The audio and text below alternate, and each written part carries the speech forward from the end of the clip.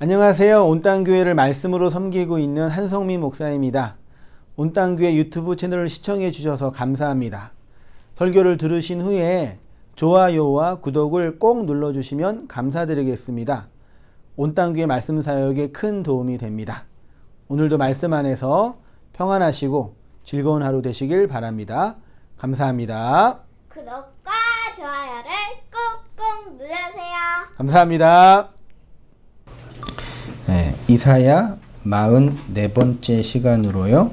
학자의 혀로 곤고한 자를 가르치시는 메시아라는 제목으로 학자의 혀로 곤고한 자를 가르치시는 메시아라는 제목으로요. 함께 말씀의 은혜를 나누겠습니다.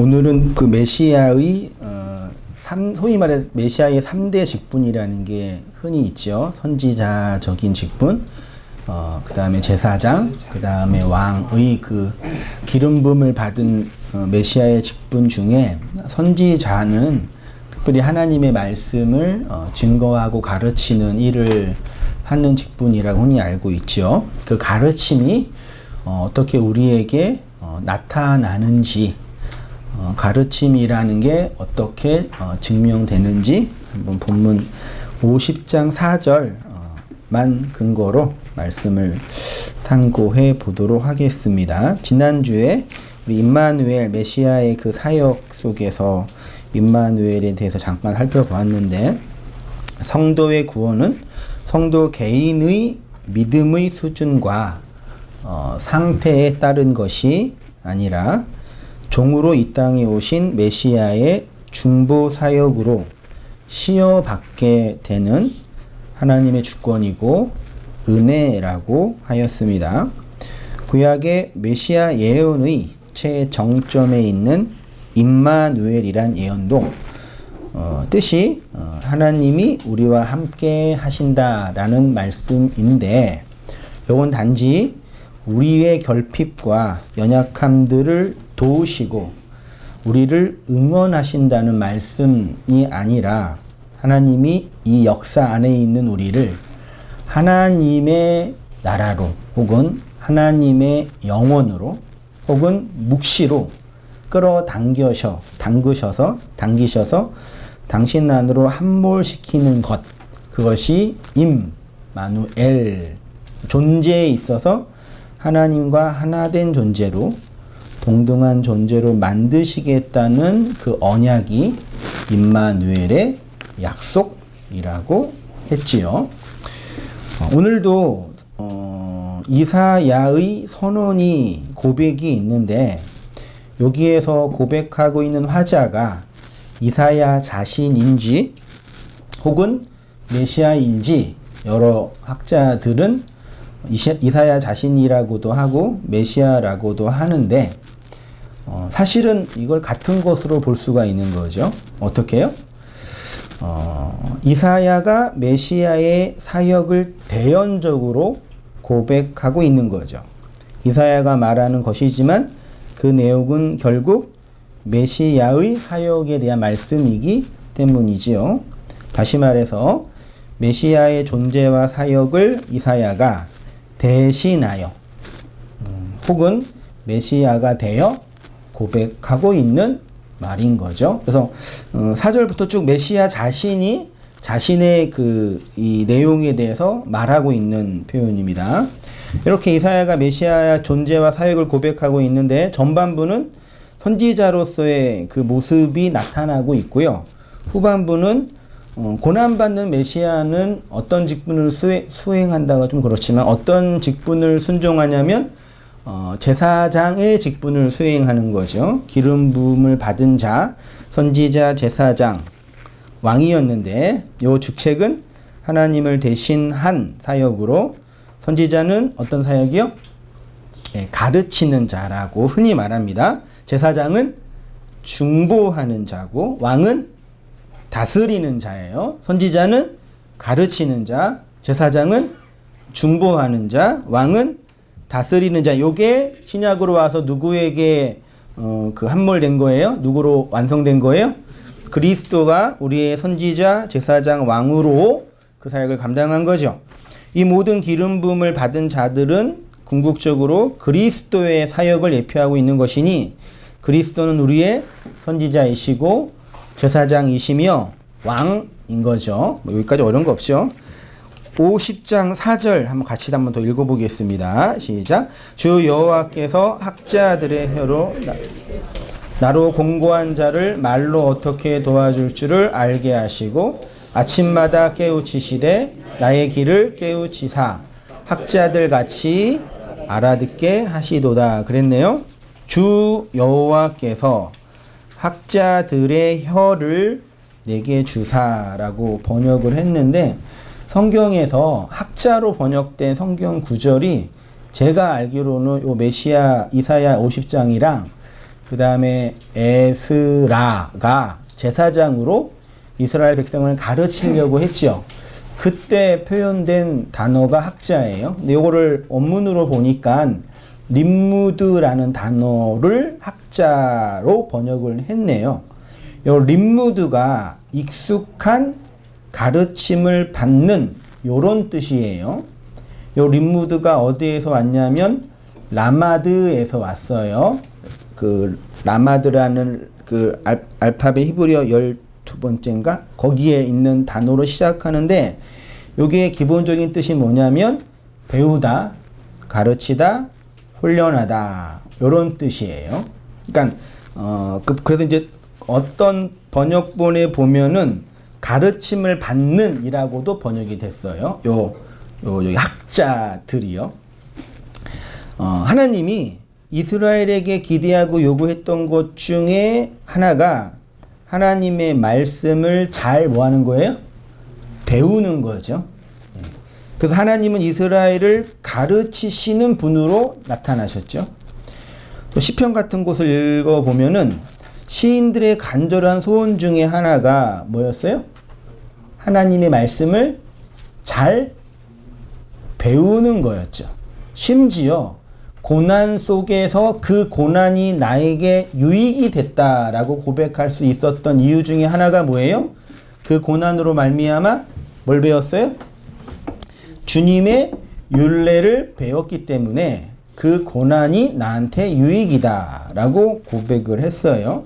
아무튼 하나님은 이스라엘 백성을 뭐 하려고 하셨다고요? 가르치려고 했고 이스라엘 백성은 하나님께 그 율법을 배우는 자였죠. 성경은.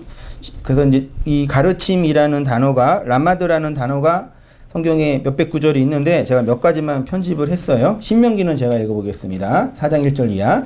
이스라엘아 이제 내가 너희에게 가르치는 규례와 법도를 듣고 준행하라.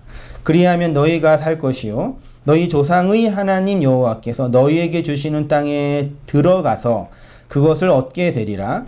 내가 나의 하나님 여호와께서 명령하신 대로 규례와 법도를 너희에게 가르쳤나니 이는 너희가 들어가서 기업으로 차지할 땅에서 그대로 행하게 하려 함인즉 내가 호렙산에서 내 하나님 여호와 앞에 섰던 날에 여호와께서 내게 이르시기를 나에게 백성을 모으라. 내가 그들에게 내 말을 들려주어 그들이 세상에 사는 날 동안 나를 경외함을 배우게 하며 그 자녀에게 가르치게 하리라. 특히 이제 신명기적 그 개념에서는 하나님은 이스라엘 백성을 모세를 통해서 뭐 하기를 원하신 거예요?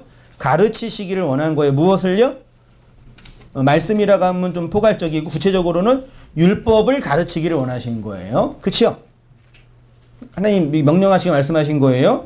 시인은 그 율법의 가르침을 받은 내적인 고백이거든요. 한번 같이 읽어보겠습니다. 시편 119편 7절 이하요. 시작. 내가 주의 의로운 판단을 배울 때에는 정직한 마음으로 주께 감사하리이다. 찬송을 받으실 주 여호와여 주의 율례들을 내게 가르치소서. 내가 나의 행위를 아뢰매 주께서 내게 응답하셨사오니 주의 율례들을 내게 가르치소서. 고난당한 것이 내게 유익이라 이로 말미암아 내가 주의 율례들을 배우게 되었나이다. 왜 고난이 유익이래요? 고난으로 말미암아 교난을 잘 견디어서 이 고난을 극복해서 내가 더 발전된 모습으로 성숙한 모습으로 나아간 게 아니라 고난을 통해서 뭘 배웠대요? 주의 율례를 배우게 됐대요. 그래서 우리는 고난 받는 게 당연한 거죠. 고난 속에서도 즐거워할 수 있는 거죠. 왜 웃으세요? 싫지요? 차라리 안 배우고 말지 무슨 고난? 솔직히 우리 마음이잖아요. 맞잖아요. 굳이 그 율례를 고난 속에서만 배울 수 있나요, 주님? 그냥 고난 없을 때 배우면 안 돼요? 라고 반문하고 싶은 거죠. 아무튼 그만큼 시인들은 하나님의 말씀을 배우는 것이 아주 중요한 것이라고 고백하고 있는 거예요. 그렇죠? 여기서 이제 우리는 이런 질문을 하게 되죠. 인간은 가르침을 잘 받으면 변할 수 있을까? 라는 거죠. 사람은 잘 가르치면 가르침대로 좋은 쪽으로 변화되나요? 여기서 제일 많이 가르침을 받으신 분 누구라고 할까요? 그래도 가르침을 잘 받으면 변화돼요? 좀 분위기가 안 좋아지네요. 변화되지 않죠. 우리가 우리의 경험 속에서 내린 결론이지. 이거 진리가 아니더라도, 그렇죠? 이건 분명하죠. 근데 성경은 가르치라고 하고 잘 배우라고 해요. 특히 이제 구약의 모세오경적 개념 속에는 시인들은 잘 배웠다고 고백해요. 그러면 이 차이 어떻게 극복할 수 있을까? 아니면 누가 문제인가? 하나님은 우리를 잘 가르치기를 원하시는데 내가 가르침을 받지 않기 때문에 변화되지 않는 거냐? 라고도 생각할 수도 있겠죠. 그러나요? 우리 전반적인 분위기는 좀 가르치면 별로 안 변한다 이런 분위기인 것 같네요. 그런데 인간은 가르침으로 변할 수 없습니다. 가르침을 받는다고 새롭게 될 수 없습니다. 율법을 열심히 연구하고 공부한다고 율법을 지킬 수 없습니다. 율법을 아는 거랑 그 율법을 지키는 건 별개의 문제죠. 빨간불에 건너면 안 된다는 율법을 아는 거랑 실제로 빨간불에 건너는 거는 다른 개념이죠. 그런 거예요. 그런데 하나님은 이스라엘에게 당신의 가르침을 잘 뭐라 그랬어요?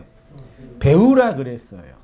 마음에 새기고 이마에 붙이고 옷깃에 붙이고 암기하고 암송하고 달달달 외우라고 했단 말이에요. 가르쳐도 변하지 않는 인간, 그렇지만 그 인간을 가르치려는 하나님의 열심, 이게 성경의 역사이고 우리의 역사이겠지요. 하나님은 끊임없이 당신의 백성을 가르치십니다. 하나님 우리를 가르치고 계시죠. 우리가 변하고 안 변하고 둘째 문제고, 이 역사와 삶을 통해서 계속 우리로 하여금 배우게 하시죠. 맞잖아요. 근데 인간은 그 가르침대로 살 수 없네요. 어떤 사람도 가르침으로 구원받을 수 없고 진리에 이룰 수 없죠. 그러면 이런 질문을 하게 되지요. 그러면 가르치시는 하나님은 이미 안 될 일을 왜 하시는 것일까? 단 한 사람이라도 하나님께 율법을 잘 배워서 열심히 공부해서 진리에 이룰 수가 있다면 그 가르침도 가능성이 있는 것인데 어떤 인간도 율법의 가르침을 받아 구원에 이룰 수 없죠. 그러니까 가르치는 방식, 가르침의 내용이 문제가 아니라 가르침을 받는 자의 마음이 거짓되고 부패하였다는 게 문제예요. 근데 더 큰 문제는 하나님은 우리를 가르친다고 말하고 있어요.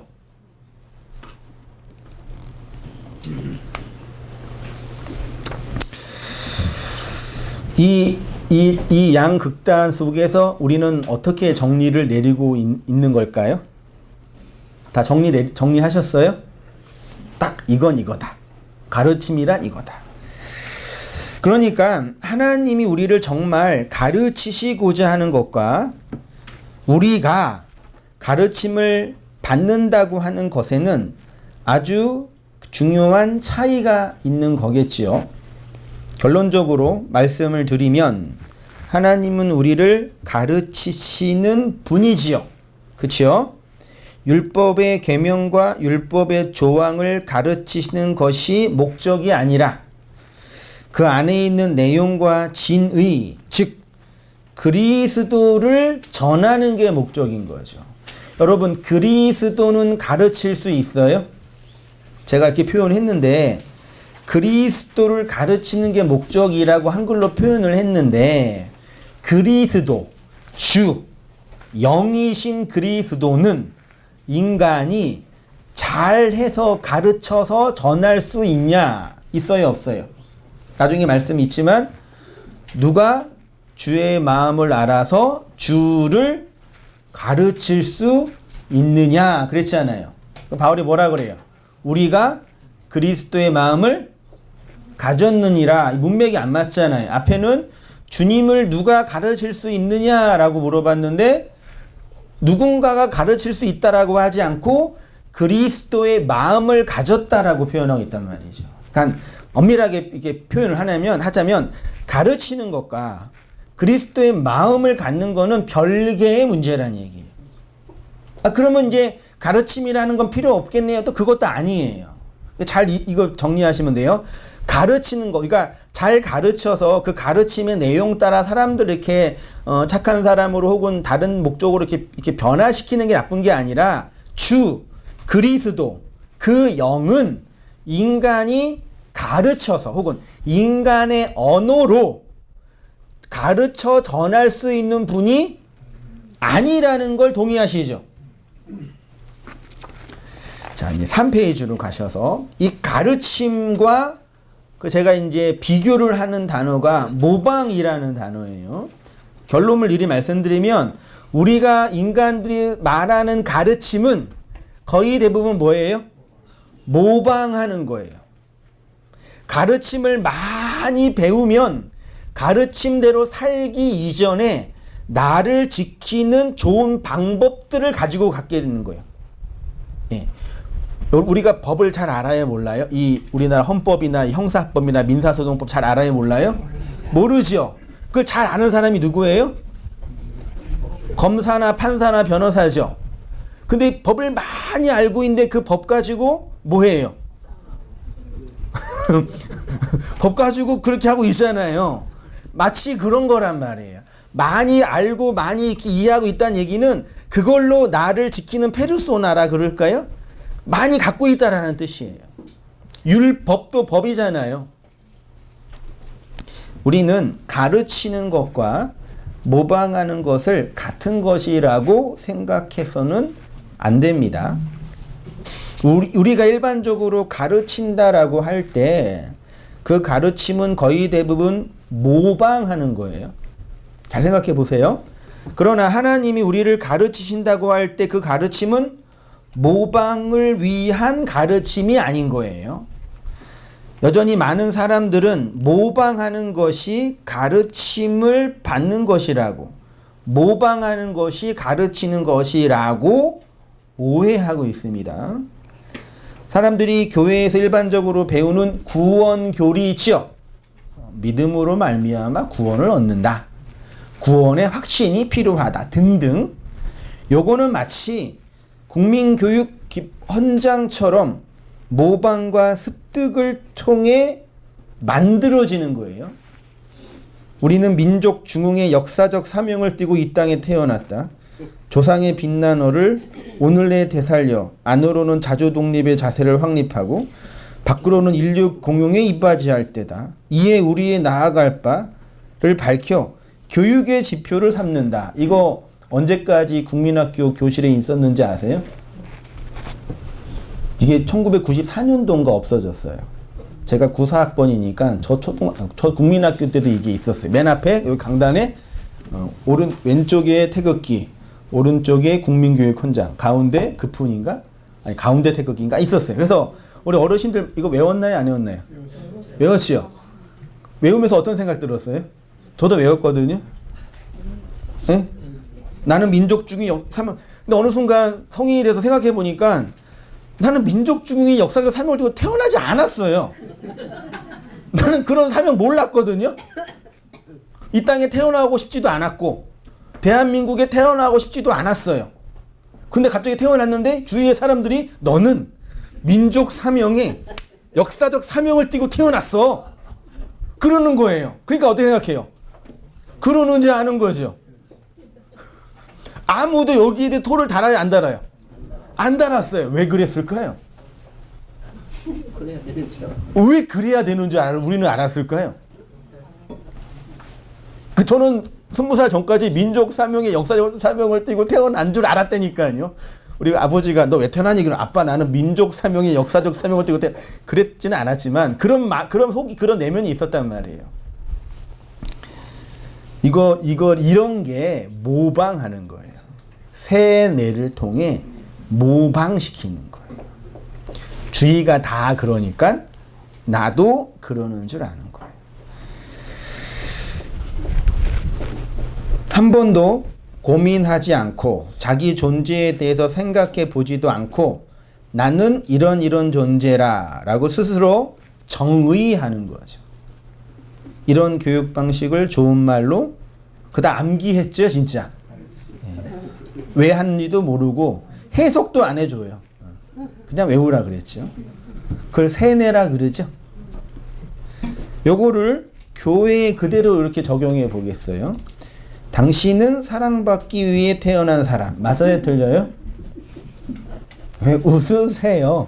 당신은 사랑받기 위해 태어난 사람. 요즘 이거 술 마시고 노래하더라고 지네끼리. 맞아요? 틀려요? 틀려요? 그러면 저주받기 위해서 태어났어요? 고생하려고 태어났어요? 제가 이게 틀리다 맞다 말하는 게 아니에요. 제가 이제 질문 드리는 거는 그 배움, 당신은 사랑받기 위해 태어난 이 명제에 대한 배움, 학습, 교육이 내 존재를 사랑받는 자로 만들어줘요? 줘요, 안 들어줘요? 사랑 안 받고 있는데 옆에서 자꾸 너는 사랑받기 위해서 태어난 사람이야 라고 말해주면 내가 사랑받는 자가 돼요? 안 되죠. 또 혹은 나는 사랑받고 있는데 그걸 몰라요. 모르니까 옆에서 너는 사랑받고 있어. 그러면 사랑받는 자가 돼요? 이건 좀 가능성이 있겠죠. 사랑받고 있음을 모르기 때문에 그 사랑을 가르쳐주면 사랑받는 자가 되는 건 말도 안 되죠. 그것도 아니면 사랑받지 않더라도 이 명제를 암기하고 있으면 사랑받는 자가 돼요? 돼요, 안 돼요? 안 된단 말이에요. 요거를 심리학에서 뭐라 그러냐면 플라시보 효과라고 해요. 플라시보 효과가 진짜 있어요, 없어요? 있단 말이에요. 아프신 어르신한테 너무 아프시니까 알약을, 비타민이지만 알약을 이거 1000만 원짜리 다려가지고 만든 거라고, 요거 먹고 거의 병든 사람 다 나았다고, 어머니 요거 드시고 힘내시라고 딱 드리면 나아져요, 안 나아져요? 30%가 나아져요. 비타민 줬는데 요거 진짜 명약이라고, 요거 드시면 사신다고. 그럼 이건 진짜 있는 거예요, 없는 거예요? 있는 거예요. 어디에 있는 거예요? 정신력에 있는 거예요. 그 약이 나의 정신력을 강화하는 거예요. 그걸 체면이라고도 하죠. 나는 운동선수가 이렇게 운동 들어가기 전에 나는 할 수 있어. 난 계속 암시하잖아요. 그게 암시가 자기의 정신력을 이렇게 자극하는 거예요. 그 실제로 있는 거예요. 그렇죠? 거울 보면서 예뻐 예뻐 그러면 어떻게 돼요? 병원 가야 돼요?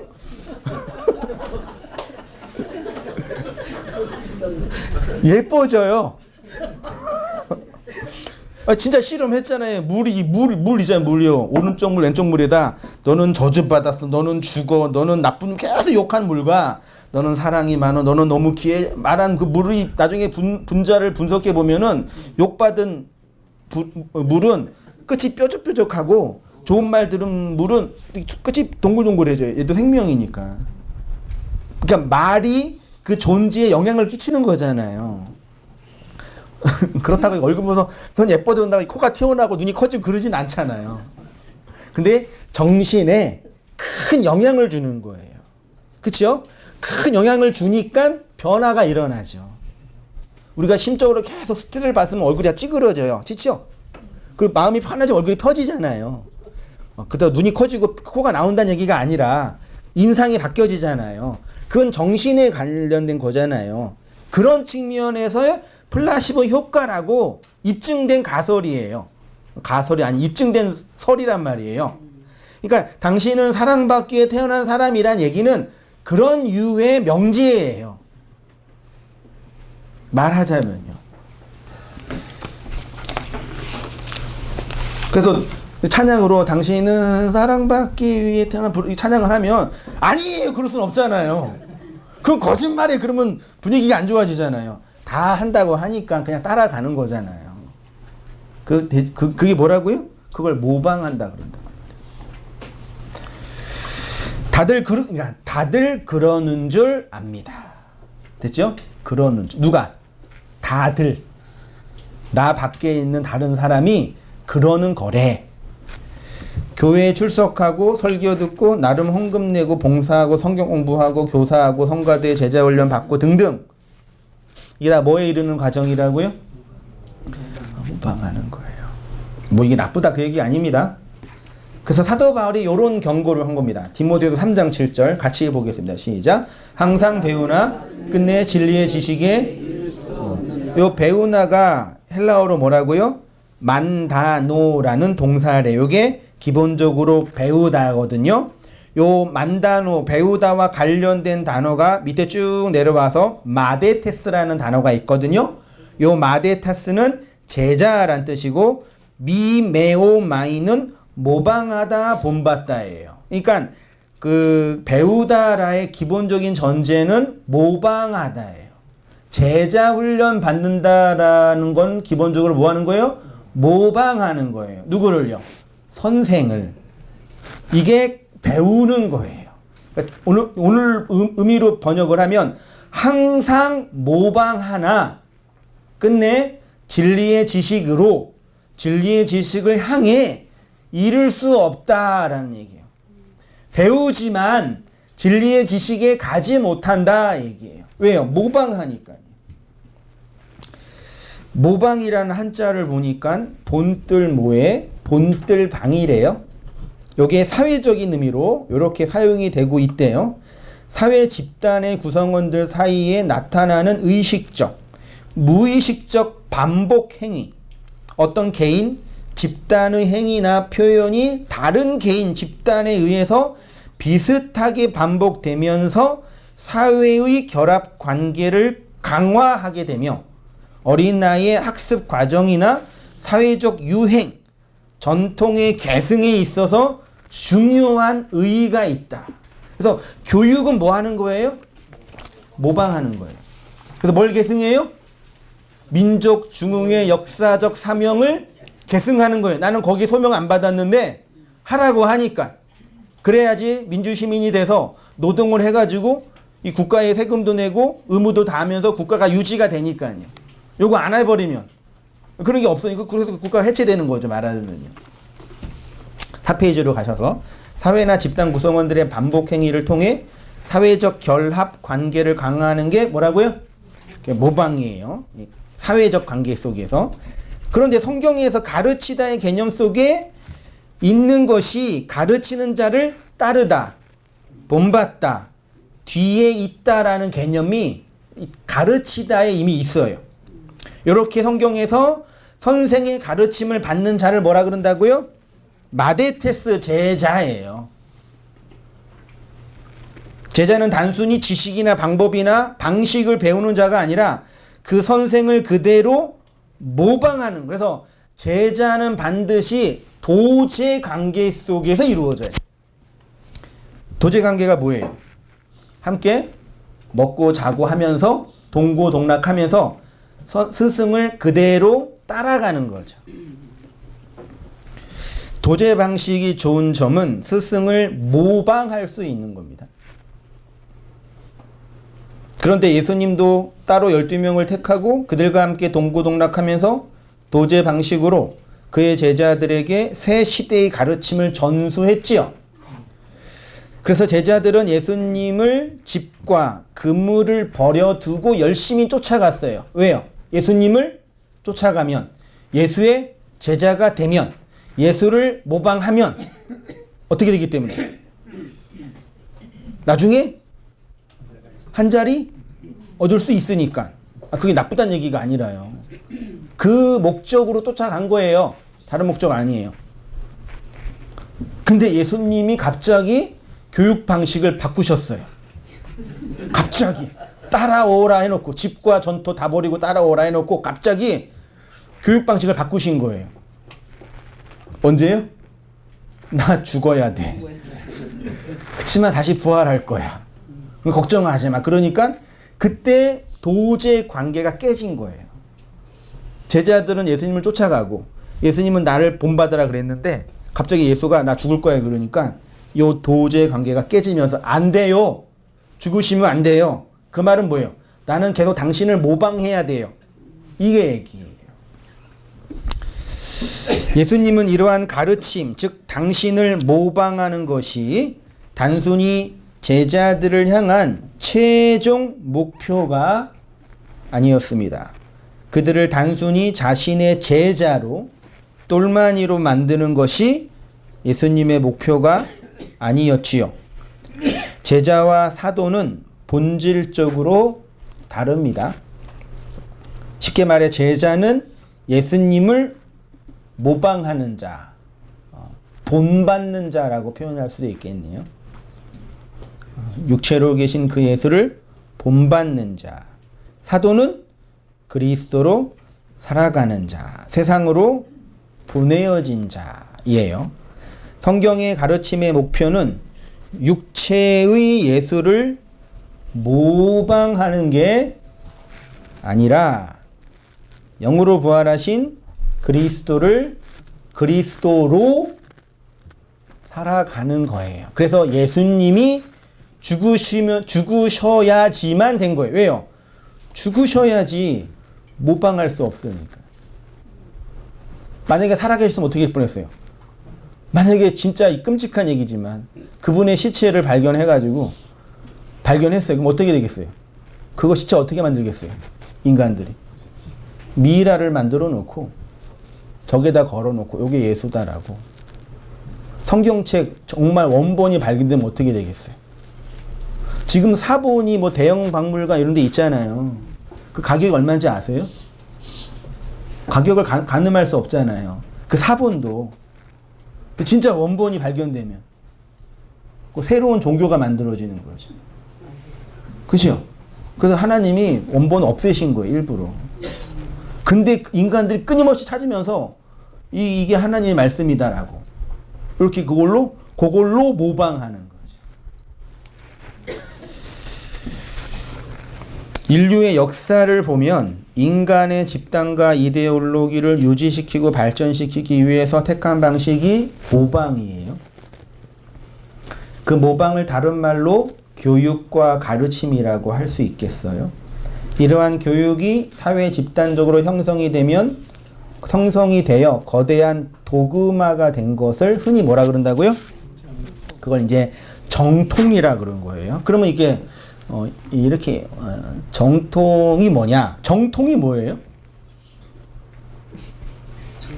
정통. 세례는 물에 빠져서 해야 돼요? 이렇게 손가락에 찍어서 해야 돼요? 뭐가 정통이에요? 세례와 관련해서는? 빠져서 해야 돼요? 그러나요? 그래서 장로교가 세례 시킬 때 이렇게 찍어서 하니까 그건 정통이 아니에요. 세례는 물에 빠져야 되고 주장한 분들이 침례교죠. 그 침례교 입장에서는 우리는 비정통, 장로교는 심지어는 이단이 되는 거죠. 그건 마찬가지 서로. 어떤 개념인지 아시겠죠? 그러면 정통이 어떻게 만들어지냐? 이게 되게 재미있어요.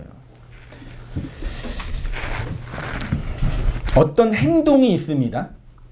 물에 빠뜨리는 행동. 그 행동이 반복되면 뭐가 돼요? 습관이 돼요. 개인의 영역이 이제요. 그 습관, 개인의 영역이 공동체의 영역으로 확장이 되면 뭐가 돼요? 그걸 관습이 되는 거예요. 그 관습이 오랜 시간 동안 반복되면 뭐가 돼요? 전통이 되고 요 전통에 사회 공동체가 집단적으로 도그마를 입히면 그게 정통이 돼요. 그 정통신학 혹은 정통교리 이렇게 만드는 거예요. 그 정통을 일반 대중은 뭐라고 불러요? 진리라고 불러요. 정통은 진리 아니에요. 정통이 만들어지는 걸 보면은 오랜 시간 동안, 시간이 오래 있어야 돼요. 오랜 시간 동안 개인이 그러면 안 돼요. 공동체 집단이 그게 정통이다라고 동의할 때 진리가 되는 거예요. 여러분 구약 시대에서 하나님 백성 이스라엘 백성이 죄의 용서함을 받으려면 어떻게 해야 됐어요? 제사를 드려야 됐잖아요. 양이나 소나 염소를 가지고 와서 안수를 하고 얘를 죽이면 내 죄가 용서받는 거죠.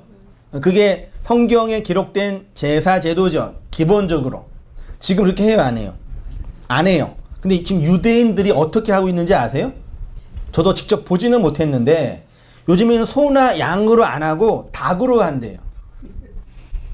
닭으로 어떻게 해요? 지금 애기가 태어났잖아요.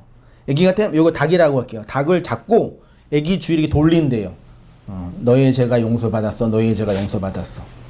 그리고 닭모가지를 치고 이 닭을 가난한 사람한테 주면 이 아이는 복받고 하나님의 은혜를 입는다. 라고 1세기, 그러니까 1000년 전부터 지금까지 하고 있대요. 그러면 애기가 눈 뜨고 아빠가 돌리는데 아빠 지금 뭐해? 그러니까 이걸 해야지 네가 살 수 있어. 왜 해? 이래야지 네가 할 수 있다니까. 서로 그렇게 되는 거예요. 그 아빠 이거 왜 그러는 거야? 우리 아빠가 그렇게 했어. 또 우리 아빠 이렇게 했어. 걔도 했잖아요. 어느 순간 공동체가 요거 안 하면 애가 저주받는 아이가 돼버리는 거예요. 지금도 그렇게 하고 있대요, 유대인들은요. 이게 오랜 시간 동안 정통이 됐는데 그게 진리라고 믿는 거예요. 그래서 어느 순간 막 돌리니까 아들이 아빠 나 그거 싫어. 그거 하지 마. 그러면 어떻게 돼요? 이 불효자, 나쁜 놈. 너는 진리를 거역하고 있어. 이 오도먹기죠. 이렇게 된단 말이에요. 지금 어떤 사회나 집단에서 정통이나 특히 종교 집단에서 그러겠죠. 집단이 하는 사람들이 믿고 있는 그 진리라고 하는 도그마는 대부분 다 뭐예요? 자신들이 공동체가 집단적으로 믿는 정통이에요. 기독교의 정통은 장로교회예요, 감리교회예요, 오순절교회예요? 지금 뭐 러시아에 네? 잡았어요, 제가. 러시아에 러시아 정교회가 있고 애굽에는 콥틱 교회가 있단 말이에요. 다 기독교거든요. 그 우리랑 지금 한 2000년 넘었단 말이에요. 관계가 끊어진 지가 서방 기독교랑. 지금 그 예배나 예전을 보면은 거의 이교 분위기예요. 오랜 시간 동안 왔기 때문에 이교 분위기가 안 되니까요. 오랜 시간 동안 자신들이 믿고 있는 그 집단의 내용을 진리라고. 그러면 주님께서 하나님께서 그 진리가 이 땅에 있는 교회들을 보는데 어떤 게 진짜 진리이지? 장로교인가? 오순절 교단인가? 아니야 서방교회인가? 아니야 콥틱이 더 정결하게 보이네. 그러실까요? 어떻게 보실까요? 주님께서는 최소한 그렇게는 안 보실 거 아니에요. 근데 사람들은 자기가 믿는 이 정통이 진리라고 어떻게 세례를 주는데 물에 안 빠뜨리냐고. 어떻게 그럴 수 있냐고. 그렇게 순교의 각오로 싸운 거예요. 진짜로.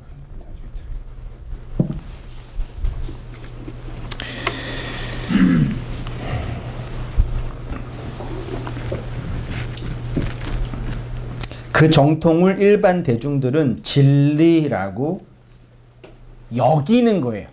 내가 그렇게 고민하고 생각해서 추론해서 정리한 게 아니라 그런다고 하니까. 문제는 대부분의 사람들은 그 진리를 내가 판단하고 회의하고 경험해서 이것이 진리다라고 받아들여지지 않고 집단 구성원들이 이것이 정통이라고 하니까 그 정통을 진리로 받아주는 거죠. 요렇게 예수를 믿는 게 예수를 뭐 하는 거라고요? 모방하는 거예요. 저는 어렸을 때 북한에 있는 사람들은 다 뿔이 달린 줄 알았어요.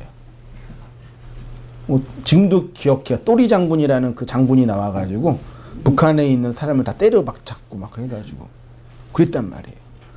근데 나중에 가서 보니까 북한에 있는 분들은 그냥 나와 똑같은 그냥 사람이고 좀 그잖아요. 그러니까 그러니까 이 공동체 집단이 만들어 놓은 도구마라니까요. 우리가 지금 이게 믿고 이 사회적으로 이 공동체로 이렇게 하고 있는 모든 것들은 내가 스스로 선택해서 사유해서 정리를 해서 결론에 이르러서 한 게 아니에요. 다 어디예요? 집단에 의해서 만들어 놓은 틀로 이렇게 집어넣은 거예요. 그게 나쁘다는 얘기가 아니라요. 문제는 그게 진리다라고 하는 게 문제라는 말이에요. 목사에게는 축복권이 있지요? 있지요? 있어요? 저주권은? 있어요? 없어요? 없죠? 우리 자녀들이 결혼식 할 때 반드시 목사가 주례해야 되죠? 어떤 분이 그러시다. 이번에 결혼했는데 이제 기독교 관련 회사에 다니는데 아이가 이제 결혼할 때 목사 없이 그냥 이렇게 요즘 그런 것이 별로 없더라고요. 다 자기렇게 하더라고요. 그러니까 그 어머님이 그 집사님이 회사 가서 엄청 욕 얻어먹었대요. 어떻게 자식을 어떻게 키웠길래 어떻게 목사 주례도 없이 아이들의 이제 새로운 미래를 가고 있는데 목사의 축복도 안 받고 그럴 수 있냐고. 여러분 되게 의아하죠. 예. 네. 성경 어디에 결혼할 때 목사가 주례해야 한다는 그 교서가 있어요? 근데 그렇게 안 하면은 큰일 난다고 누가 생각해요. 누군가는. 누가 집어넣은 거예요? 본인이 성경을 묵상하다가 기도하다가 우리 자식의 결혼은 반드시 목사님이 해야 돼 이렇게 결론을 내리신 거예요? 이해되시죠, 여러분?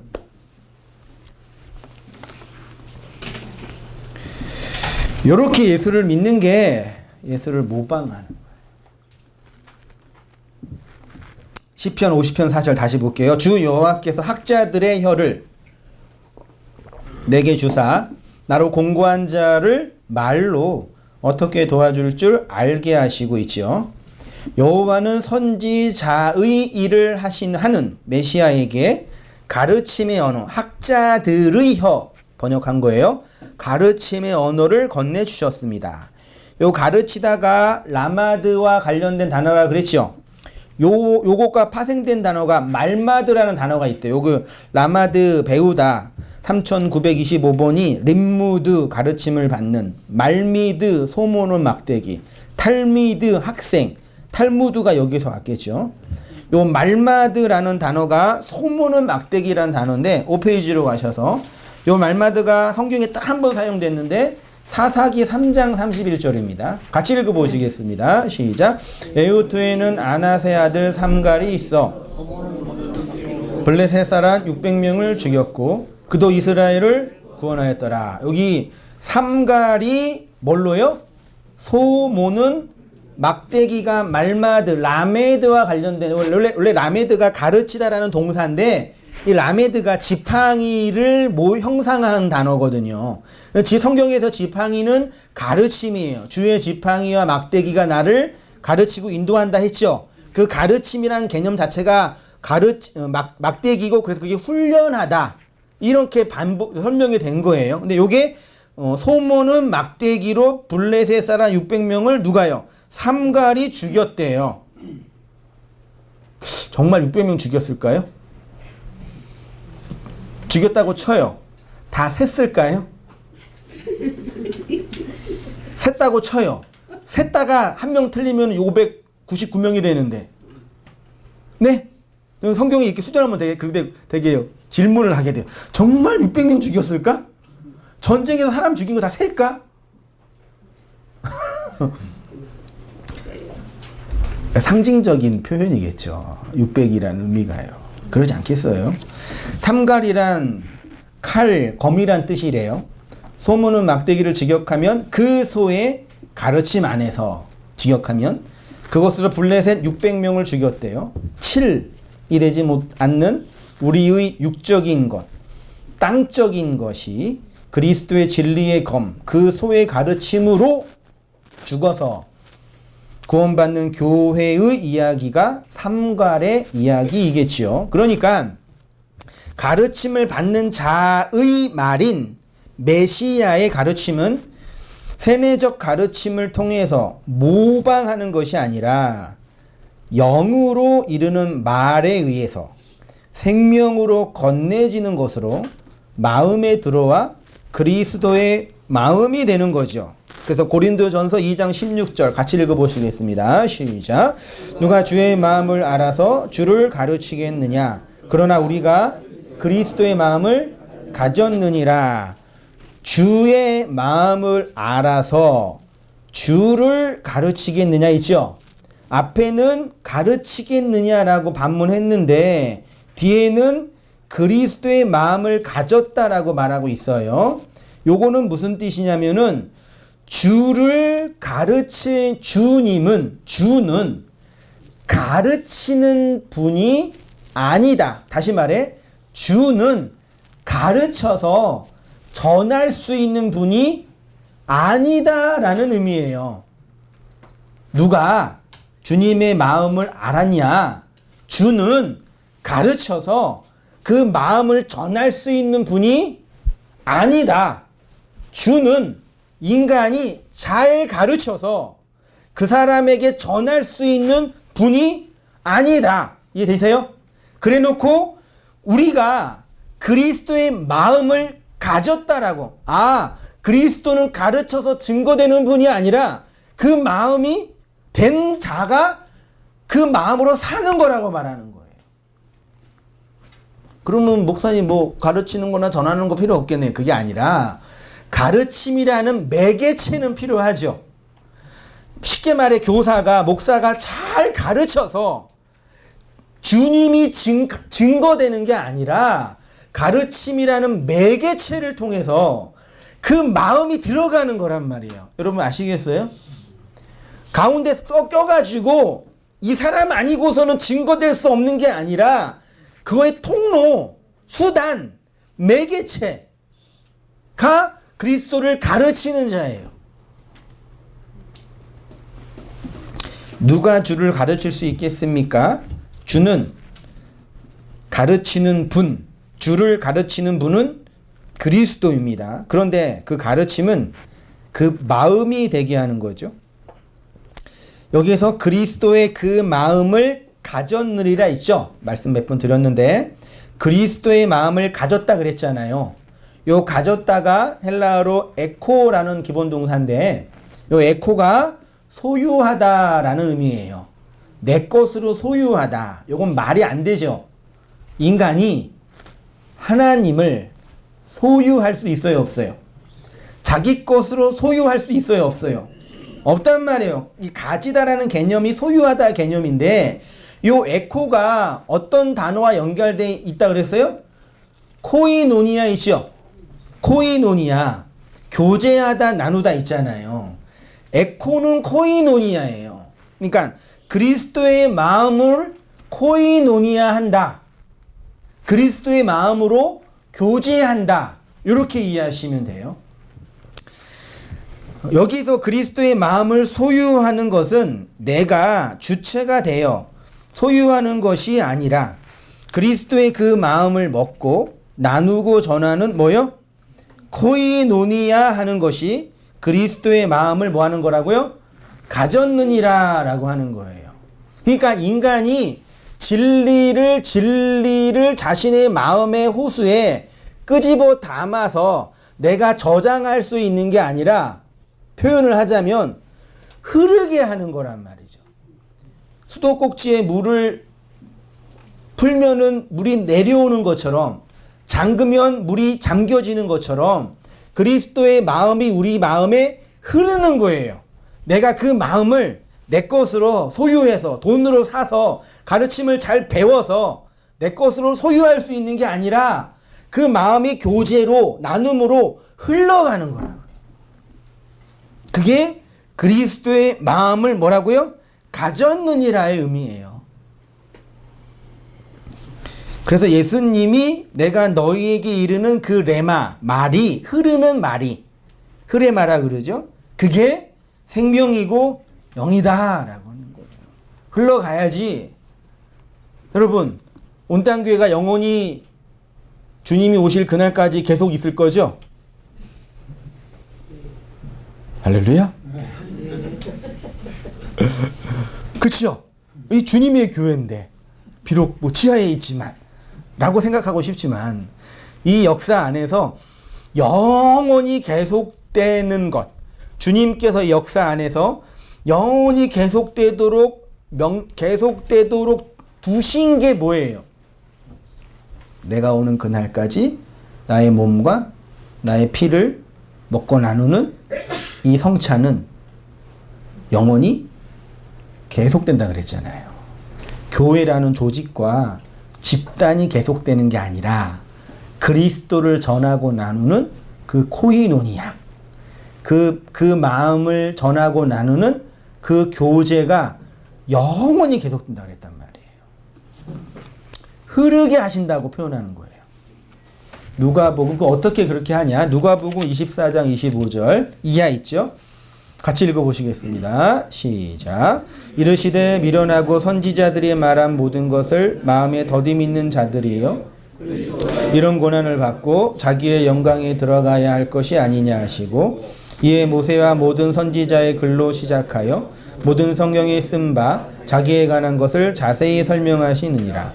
그들이 가는 마을에 가까이 가매 예수는 더 가려하는 것 같이 아니시니 그들이 강건하여 이르되 우리와 함께 유하사이다. 때가 저물어 가고 날이 이미 기울었나이다 하니 이에 그들과 함께 유하로 들어가시니라. 그들과 함께 음식 잡수실 때에 떡을 가지사 축사하시고 떼어 그들에게 주시니 그들의 눈이 밝아져 그인 줄 알아보더니 예수는 그들에게 보이지 아니하시는지라.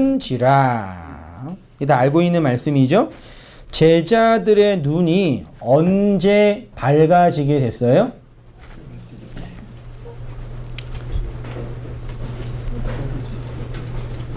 참 신기하죠? 뭘 먹으면 눈이 밝아져요? 그치요? 뭐 먹으면 눈이 확 밝아지죠? 떡이라는 그리스도의 그 양식을 먹으니까 그러니까 내 밖에 그리스도가 있죠. 그분이 내용을 떡으로 먹으니까 눈이 밝아져. 그리스도가 아니 예수가 뿅 안 보이게 된 거죠. 보세요. 밖에 있는 예수를 모방의 대상으로 가르침의 대상으로 열심히 쫓았는데 그분이 그의 진리를 양식으로 건네줘서 내가 코이노니아 먹으니까 뭐가 없어져요? 그분이 모방의 대상이 뿅 없어진 거예요. 어디로 가셨어요? 내 안에 오신 거잖아요.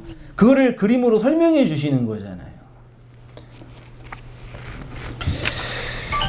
이게 모방이 아니라 진정한 가르침이라는 얘기죠. 함께 그리스도라는 양식을 먹고 나누는 코이노니아를 할 때 제자들의 눈이 밝아져 그인 줄 알아보게 되니까 그들의 눈에 보이지 않게 되었습니다. 하나님의 말씀을 깨닫고 그리스도의 마음이 된다라는 것이 이러한 것이지요. 메시아가 우리를 가르친다는 말씀이 이러한 것입니다. 눈에 보이는 이 아래의 세상의 것으로 율법으로 주신 차서와 순서의 내용들로 하나하나 잘 가르쳐서 우리의 죄와 악을 드러내게 하시고 그리스도와 함께 십자가에 죽게 하심으로 그 양식을 먹고 나누는 자로 세우는 거예요. 그래서 우리는 그리스도의 가르침을 받으며 이것이 하나님의 마음이라는 걸 깨닫고 발견하게 되죠. 그래서 이렇게 하나님이 내 인생을 인도하고 있습니다 라고 호몰로게오 고백하게 되는 거죠. 이것이 우리의 인생의 주권자 되는 그리스도를 고백하고 찬송하는 것입니다. 그리스도의 그 마음을 가지며 살아가시는 우리의 모든 성도님 되시기를 주님의 이름으로 축원드립니다. 기도하겠습니다.